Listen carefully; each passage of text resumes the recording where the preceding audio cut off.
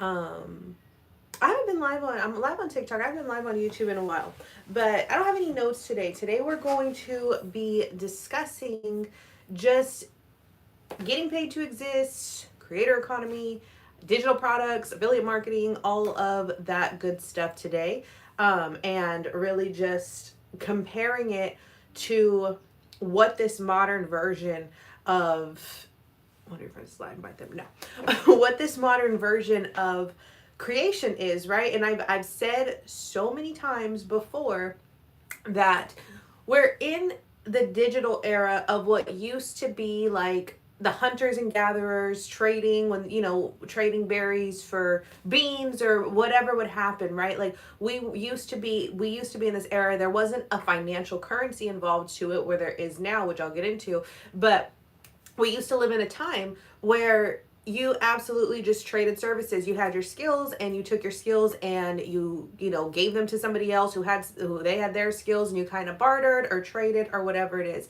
This is the modern day version of that. Okay? This is the era that we're in right now, is the era of creation, the era of getting paid to create, which I personally, as a creative, I think is really, really cool.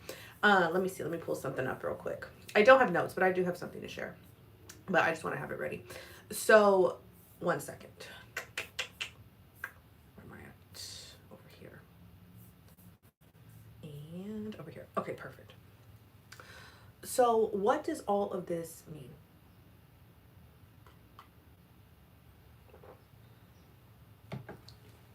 I don't know if any of you remember, but back in the day, back in like, okay, so I'm 31, so back when I was in high school, back in the day, we used to a good friend of mine and I, we used to be like, man, like I wish I could get paid to exist, right? Like we would look at reality TV back then, and we would see like the Kardashians were on, or Jersey Shore or something, and at the time it looked like these people were simply getting paid to exist. It looked like these people were just, they'd audition for reality TV, and then we thought reality TV was real, and they would get paid to just go and do crazy stuff.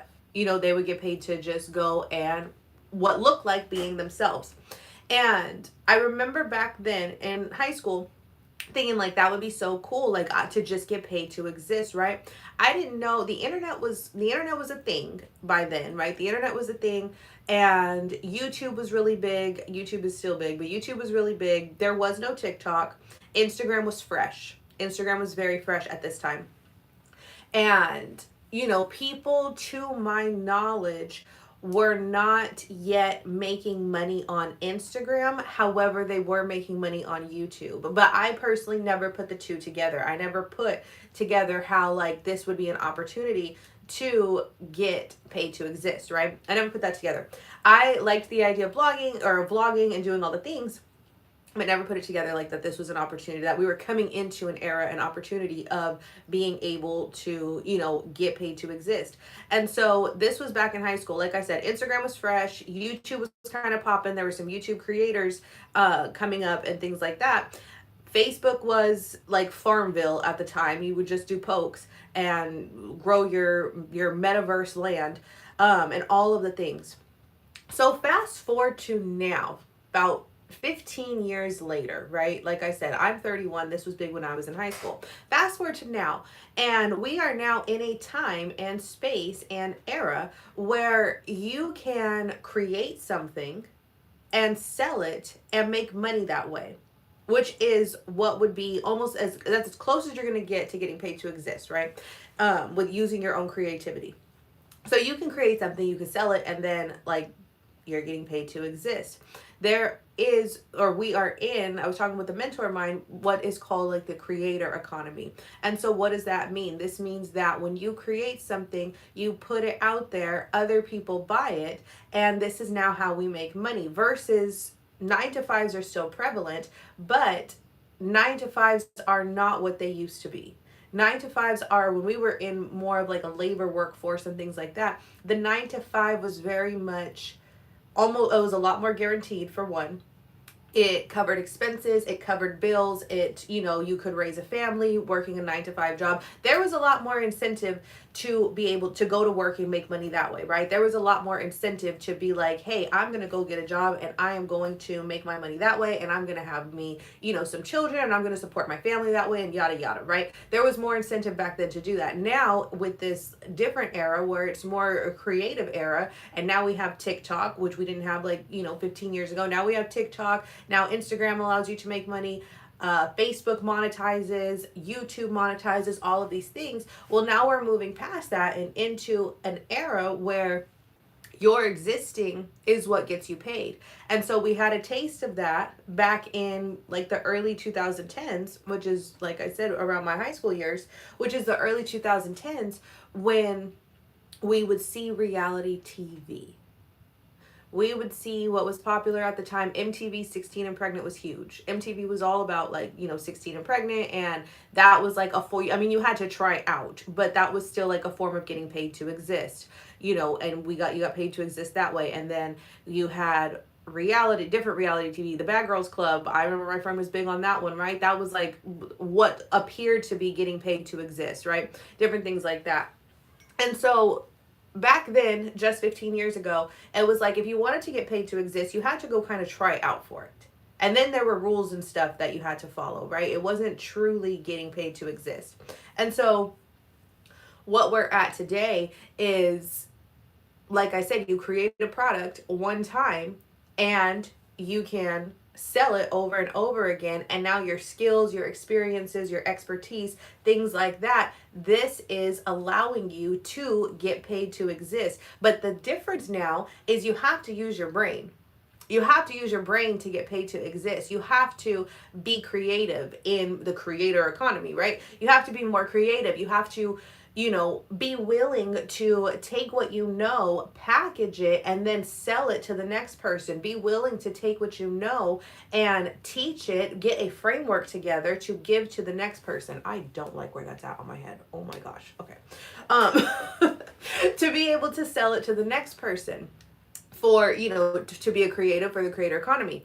And so what does that look like? That looks like different, you can do this different digital products. I have in my bio, before I get into the different digital products, there is a course that's on sale right now called Digitalize Your Expertise, and that is for anybody who has skills, experiences, expertise, something that they've been through or something that they've learned that you want to teach others, or that you feel you could teach others. It walks you through the whole step-by-step process on how to figure out your skills, your experiences, turn it into what kind of product, and then how to go on and market it. So that is over in my bio. If you click my on TikTok, if you click my like profile and then click it again, it's right there, like one of the first links.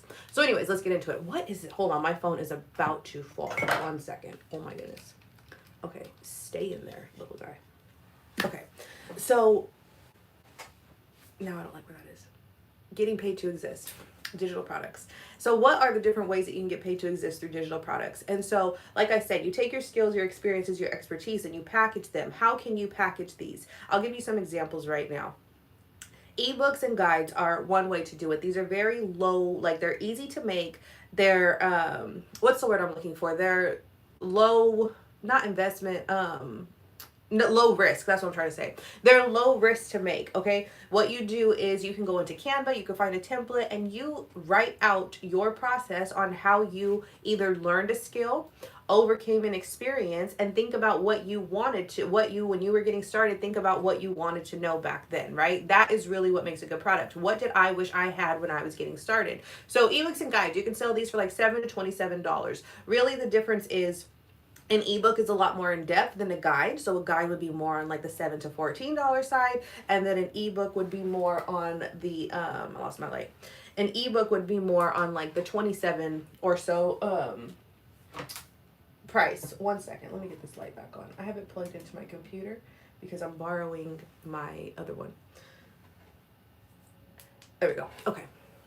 So that is an ebook. How else can you do this? You can get on video. You can get on video and you could talk and you could teach and you could package and sell that. And so what you could do that way, for example, is you can host what's called like a masterclass. And in a masterclass, you would put together some presentation slides, and you would take what you learned and you would talk about it as the master. Think of it that way, right? It's a master class. You are the master of your teachings.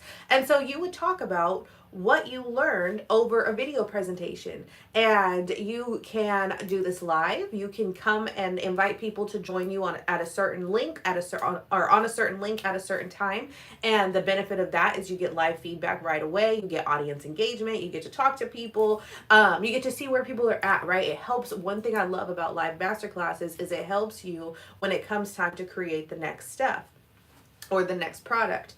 So you can do that. You can do a live, a live masterclass, or you can do pre-recorded. A pre-recorded masterclass is basically the same thing, except you record it beforehand. You have your slides, you go in, and then you record it beforehand, and you distribute it after, whether you want to do it free as a lead magnet or you want to do it paid as a type of like passive income thing.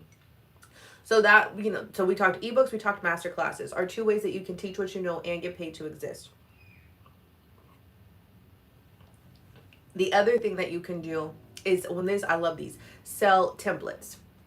I always use the example, if you're really good at like email marketing or, something that needs a little bit of a copy paste, and people, there's the confliction here, or what would you call it? Not a confliction, but like a conversation. I don't know. But anyways, because some people will say, well, I can just go into ChatGPT and do that, right? I can go into ChatGPT can write for me now, which we know it can. But we also know that when ChatGPT writes for you, if you don't know how to hack the AI model, if you don't know how to actually make the AI model sound like you, it's going to sound like AI. And so because of this, templates are still very popular, especially if coming from a place of, an email template that's not going to sound like AI. People want that. People want something that's not going to sound like an AI wrote it, right? So you can still sell these templates. You can sell email templates. You can sell, if you're really good at like writing, if you are good at writing and you are good at like writing ebooks or writing social media posts or writing emails or anything like that, you can take some of your best work, your best, highest converting work, you can put it into a template, take out the key things that made it you. And what I mean by that is take out the parts that were like promoting your product or talking about your thing or whatever, and put the little brackets and tell your reader, your buyer, what they should be putting in there. Maybe right there it goes like that they need to be putting their own niche or their own product or their own story, right? But the template then allows them to just do a plug and play. Templates are really cool. Like I said, if you're really good at writing, you have experience with that, you have what would you call it? You have talked about like, or you have proof on that, you can then sell these templates. You can sell them like individually for like $7. You can bundle them together and sell them for significantly more, $27, $47, right? But these are different ways now that you get paid to exist. These are different ways that you simply use your brain to create something, and then you get paid, you make it, you put it out there, you learn some marketing, you do some marketing. Marketing is just talking about your stuff over and over and over again. Think about commercials you see. I'm gonna give you an example, right, of how we overcomplicate marketing when it does not have to be. So Corona, the beer company, Corona has been running the same New Year's commercial or Christmas commercial, holiday, we'll call it holiday. This Corona has been running the same holiday commercial since I was a child, since the early 2000s. I've said already, I'm 31, okay? I remember that commercial when I was small. And when I was small, they were still running that same holiday commercial with the lights and the palm tree and the guy with the beer and stuff like that, right? That is marketing. And so one of the things that we do is we overcomplicate our marketing when it comes to creating a product, and we think that we have to change it we have to keep changing it and keep changing it and keep changing it. You sometimes just need small tweaks. Now, in 2025, do I think they need a new commercial? Yes. But at the same time, they have found what works and it's working and their sales are still going, so they're going to keep the commercial going. Okay? So marketing is not difficult. Marketing is a matter of continuing to talk about your product, what you have to offer over and over again, right? Talking about the what, explaining to people what it is, explaining to people what they get with it, explaining to people what they, what they can accomplish with it, explaining to people what their transformation is going to be. That's what marketing is. You just keep saying it over and over, right? And then if they need it, then they go and they purchase it. Now, sales is a little bit different. I don't think I'm gonna get into all the sales, but that's marketing. Sales is the profit, right? And so as somebody being in sales, sales is a little bit more of like, if you're having the conversation, there's a little bit more persuasion there. So think about it this way. Marketing is to gain awareness. Marketing gives people the awareness that you have something to offer and that you are selling something, right? That you have something for sale. Now the sales piece, if you're going to do the difference between sales and marketing content, the sales piece has more of a call to action. It tells people to go buy it. It tells people why they need it. Okay? You are solving a problem. You are solving a problem. You are filling filling a gap in. That's what the sales portion is. Marketing is, like I said, the awareness piece, okay? I'll give you a corporate example. So like I've been in corporate sales for a long time. And my job is not really to do all the marketing. Okay, we have marketing materials that we pass out to gain awareness, because awareness is, I mean, you need marketing for sales. But so we have marketing materials that we pass out, but we don't create the marketing materials. We handle the close. We handle figuring out what the pain points are. We handle figuring out what their desires are. And then we handle figuring out if we have the proper solution for them, right? That's what it was in sales. Marketing lets them know, hey, we have this over here. We have these, we have these products for you, we have these services for you, come check it out. That's what marketing does. And then the sales team is like, okay, cool, you come to check out the product, now let's see if it's a good fit for you. Now let's see if this is going to work for you. And then that's the sales piece. So taking it back to getting paid to exist in your own digital products and your own digital offers, the marketing is just talking about it. Not everybody is going to need it. That's fine. It's totally fine. Not everybody's going to need it, right? I have a course that I've just put out called Digitalize Your Expertise, right? And this is about how to take your skills, experiences, and expertise and package it into a digital product and take it and, create a digital product, and then how to market and sell your digital product after, right? A whole step-by-step thing. From thought, or from not even thought, from I just want to make a digital product, to okay, what can I sell, how do I package it, how do I sell it, blah blah blah, right? So it takes you through that whole process. Now I can get on here and talk about it. Not everybody's going to need that. Some people are going to jump into this live or watch this video later or whatever it is, and they're going to be like, well, I already have a digital product, or I already know how to do that. That's fine. It's not for everybody. Some people are going to be like, that sounds interesting. I want to learn more. And then we'll see if what I teach in there is actually what they're looking for, right? So it's different things. There's different pieces to it. Some people are going to be like, yes, this is exactly what I've needed. I've been wanting to learn how to digitalize my business. For like photographers and bakers out there, they're like, I've been wanting to learn how to digitalize my business so that I can, kind of have a little bit of a hands-off approach. This is what I'm looking for. I don't know how to do it. They're going to run and buy that course. Other people are going to be like, I have been wanting to take my corporate skills and turn them into a digital product. Like, they're going to buy that course. I'm going to tell you a story about how I got started in digital products. So when I was, let's see, okay, so I'm 31, so I was 24. No, I was 23. I was 23, and I had an ankle surgery. And when I had ankle surgery, I was stuck like on bed rest for like 6 weeks, right? So I'm out of work, I'm stuck on bed rest for 6 weeks while my ankle healed. And during this time, I was actually so bored. And I was like, I really don't know what to do with my time. Like, I want to do something. And so I started writing again. And so that actually got me back into writing when I was 23, because I had been doing like the corporate thing for 5 years already. And, I was kind of getting tired of it. I had been in corporate sales since I was 18, and I was like, this is boring. Like, not boring, but I was like, I'm kind of burnt out. Like, I started job hopping, right? But I was with this company, and I was still, I stayed with them, and I just took a leave of absence while I healed. So in the meantime, while I'm figuring things out and laying in bed bored, I decided that I was going to start writing poetry. And so I started writing poetry again, and I packaged it into like a little digital poetry book and put it on Instagram, and was like, okay, this is like, poetry for dark times, right? Poetry to help get you through hard times. And so that was like the first digital product I created. It was like just this accumulation of poems that I had written, over the course of a few weeks. And I didn't even really like know what a digital product was. I didn't know what I was doing. I just knew that I was bored and I wanted a creative outlet, and I took it. And so I did that. And then after doing that, I went back to work, and a year later, I was out on maternity leave. And when I was on maternity leave, I was thinking back to how I was able to like sell something that I created online. Obviously, it was not enough to like pay the bills or anything like that because I went back to work, but it gave me a taste of what was possible. At the time, I then started, I'm sorry, in between that and between maternity leave, I started following this lady on Instagram. May she rest in peace. Her name was Cece, the six figure chick. I started following her, and she was slanging digital products. She always had something going out. She had like classes, master classes, ebooks. Like she was just always creating things on how to get paid on Instagram, how to get paid on Instagram. That's when I learned that what I had created had a name. It was called a digital product. I had no idea. I had no clue.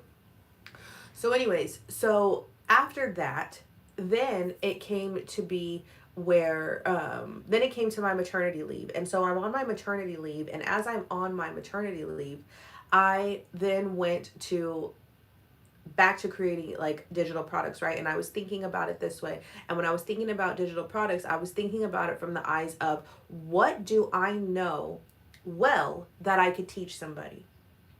And by this time, I had gotten into door to door sales when I was pregnant. So I was door knocking when I was pregnant with my firstborn and doing B2B sales.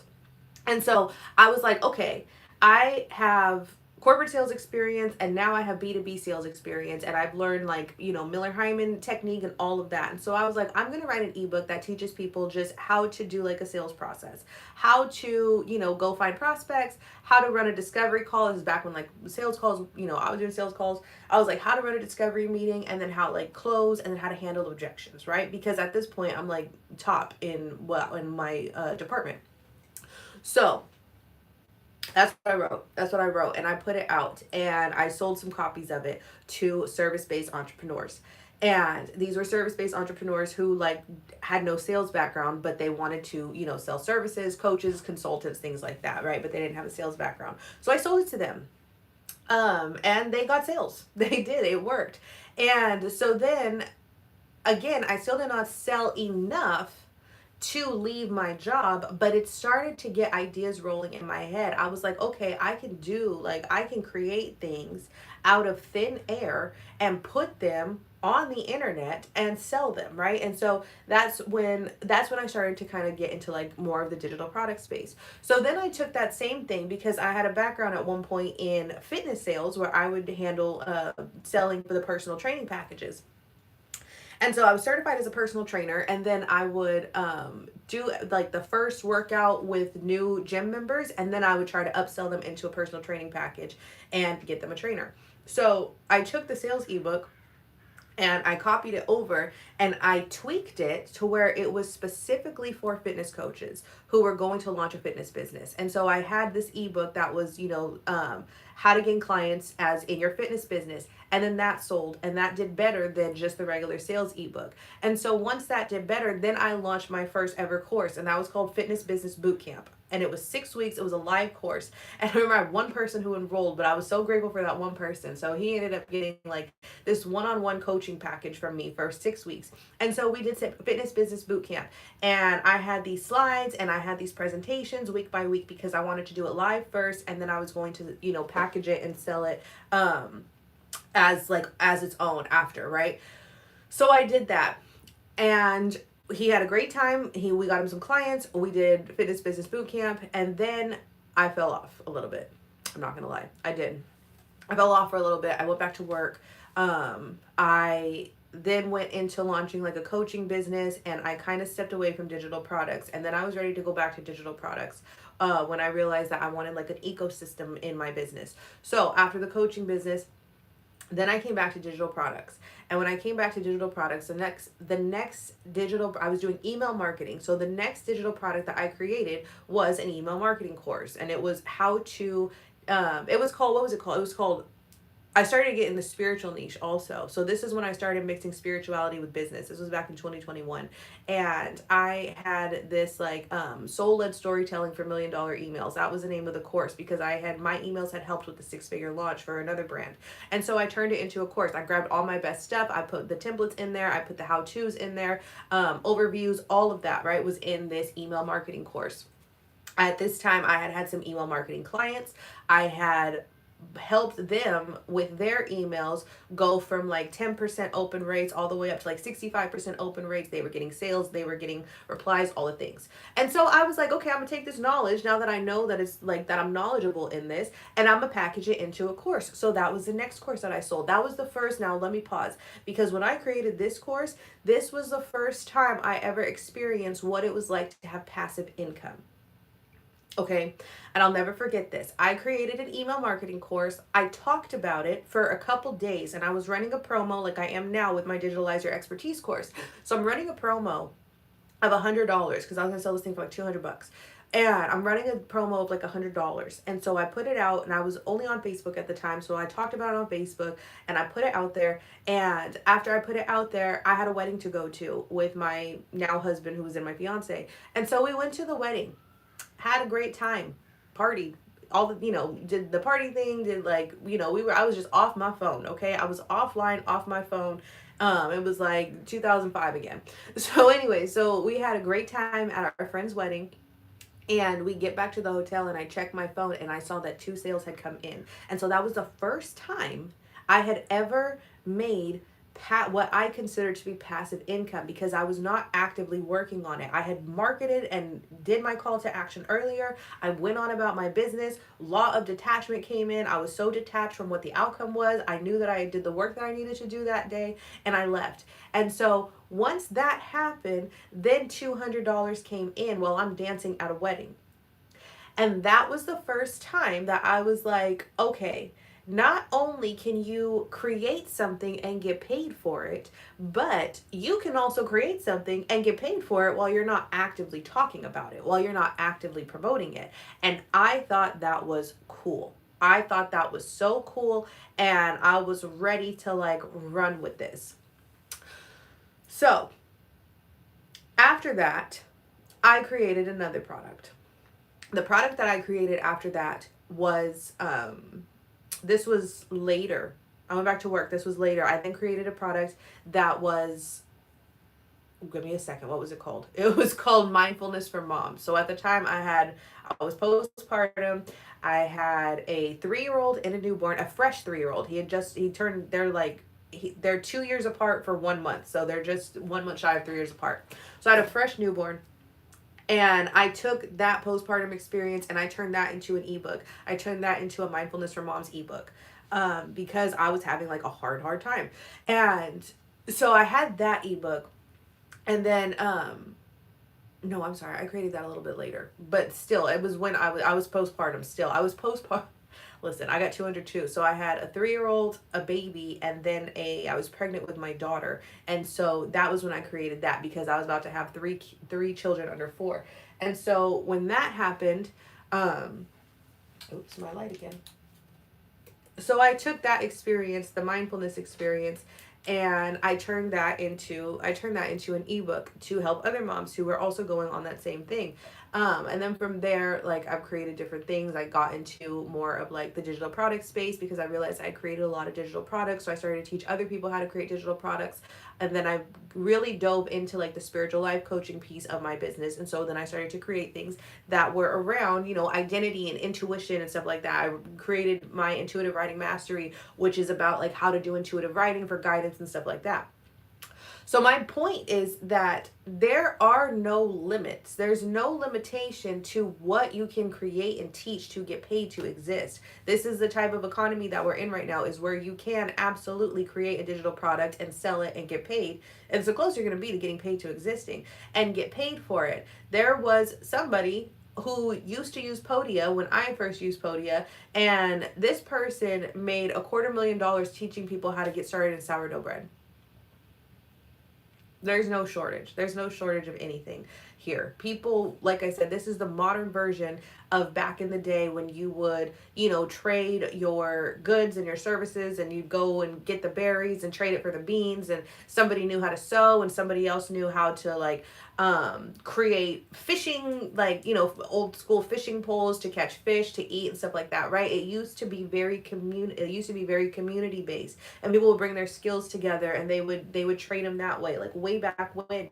This is not different than that. This is just the digital version of that, because we're in a digital age. This is the same thing, except now you put it in a digital format, like a video, like an ebook, like a template, right, that you deliver electronically, put a price tag on it, and get paid for it. And so that is what getting paid to exist is. That's what creating digital products like is getting, you know, is the, like I said, the closest you're going to get to getting paid to existing.